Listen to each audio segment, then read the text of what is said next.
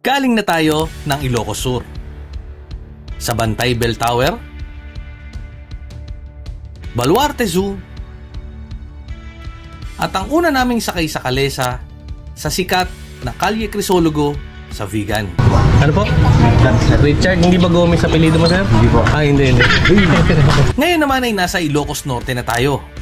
Bukod sa Paway Church at Paway Sand Dunes, samahan ninyo kaming pasyalan ang mga iba pang magagandang lugar dito sa Ilocos. Tara!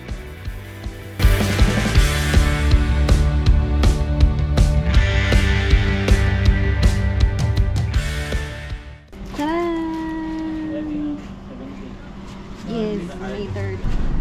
So yun, that was Paway Sand Dunes. Yeah. Cancel muna ang Gluta today. Ganda. So heavy.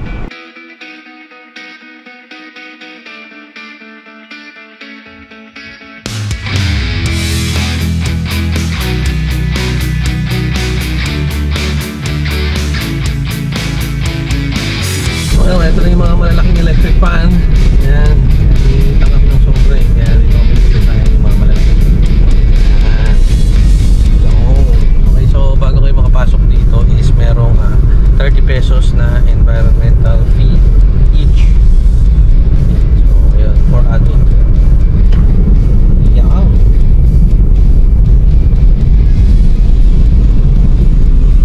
So, Kapurpurawan Rock Formation muna kami bago tayo sa Gateway Mills, yung close encounter with the windmills. You know, papalapit yan dito. You know,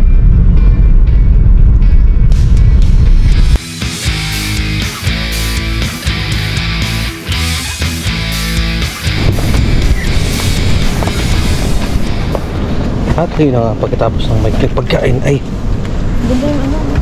kailangan. Yung t-shirt niya yung gray. Pwede. Yung sando. Pwede. Mamaya pagbalik. Alright.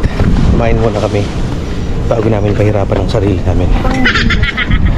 Maganda Ayan, yun. kasi sigurado pag akyat namin mamaya gutom kami ulit.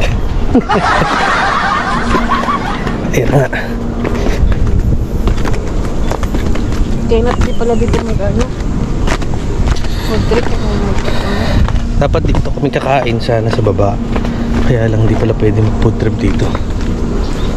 So sa labas tatry namin magluto mamaya. Para bago kami pumunta ng dito. Bago kami pumunta ng Pagudpud tsaka Banggi, full tank na yung aming tiyan, hindi lang yung sasakyan. Yung hermit crab. Hermit crab yan. Hermit crab. Alam mo ba ng hermit crab? Kaya wala siyang sariling shell. Kumukuha lang siya ng sariling shell. Nakikishell lang siya. Talaga? Naghahanap lang siya ng shell na pwede. Kaya ito mo yun. Shell lang suso yun eh. Ito pala ka. Nagturo ng turo.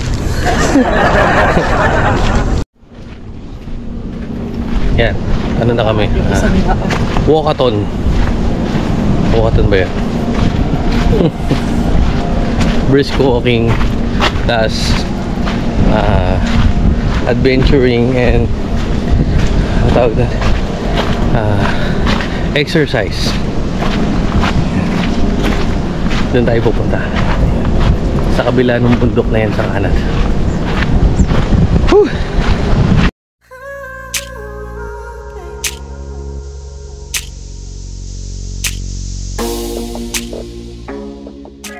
Di ko alam kung anong kwento nito, pero para siyang nakikipag-away sa buhaya. Hindi kaya may buhaya dito? May buhaya dito. Kaya may statwa na nakikipag-away sa buhaya dito eh. Hindi kaya galing sa ano to? Parang galing siya sa barko eh. Part kaya ng barko to. Kung alam nyo nga to, nakapunta na kayo dito, comment nyo naman kung saan galing to. Or di ko alam kung man-made, pero bakal to eh. Hermit yan, hermit. Hala ko naman, ba't ka tumitili dyan? Cute. Maganda to.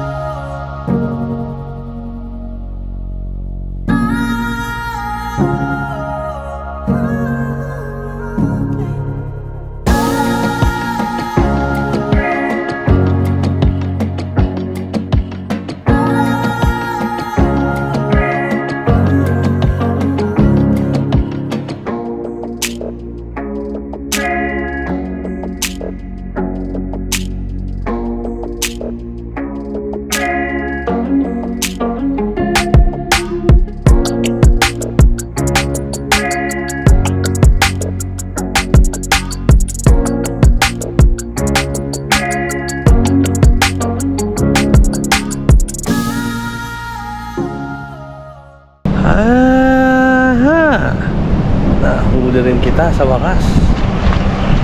Panggi, windmills. It's nice to be back.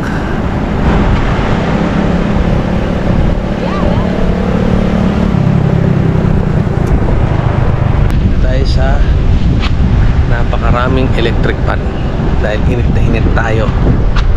Yun, napakadami. Ito yung nanay nila.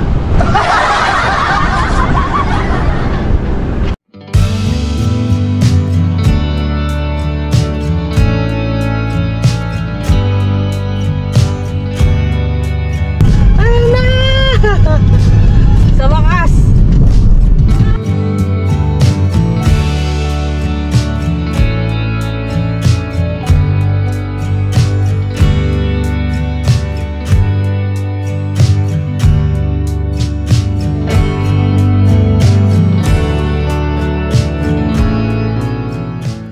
Hindi ako nagkakamali, mga 2016 pa yung last na balik ko dito.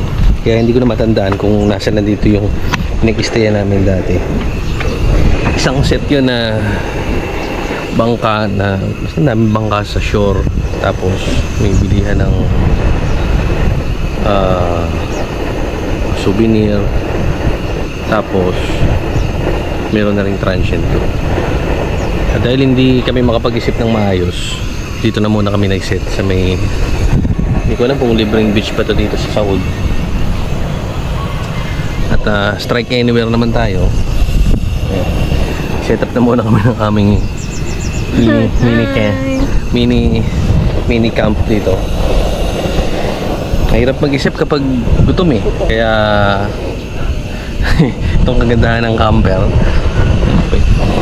lahat ng makita mo, set up ka lang ng lutuan mo, wala namang naniningil, wala namang lumalapit sa amin, wala rin namang bayad yung mga cottage. Kaya lang, syempre dala namin to, gamitin natin. Bagong lahat, kahit mainit, kahit malamig,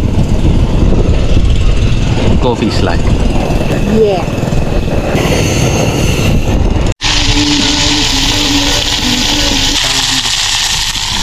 Longganisang bigan. Alright. Yan ang masarap na partner ng kape, diba? Scramble. Hot plus cold. Bear. Yeah. Ako nga pala yung sumunog ng sinaing mo. Sinaing na. Hindi kasi nagdala ng kaldero. Yan na, sunog tuloy. Ba? May sunog na sunog. Lasang sunog. So, siyempre, campers tayo. Kahit anong nakakain, kakainin natin yan. Alright. Yan. O, diba? Yan muna. First bite. Alright.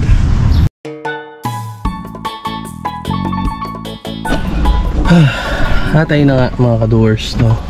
After na ilang sandali, tayo ay nakakita na rin ng pag-check-in na natin dito sa Pagudpud, sa Saud Pagudpud. Okay.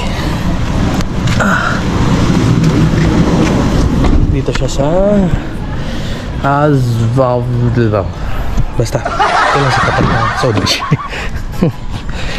Alright. So, mag-aakot lang tayo ng mga gamit.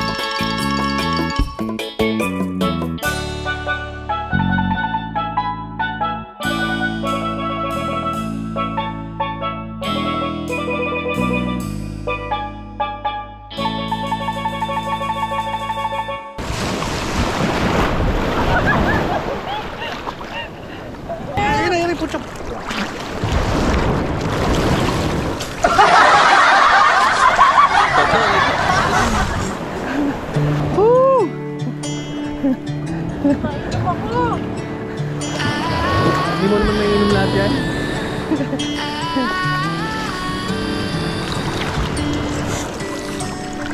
Day breaks and I'm burned by the morning light. I make the same mistake more than twice. Same song, a brand new dance. May nabasa akong isang kasabihan na ang oras ang ating pinaka-importanteng sanggunian. Sa Ingles, time is our most important resource. Hindi ito naghihintay sa kahit na sino. Pero pwede nating magamit ito lalo na sa mga taong mahal mo.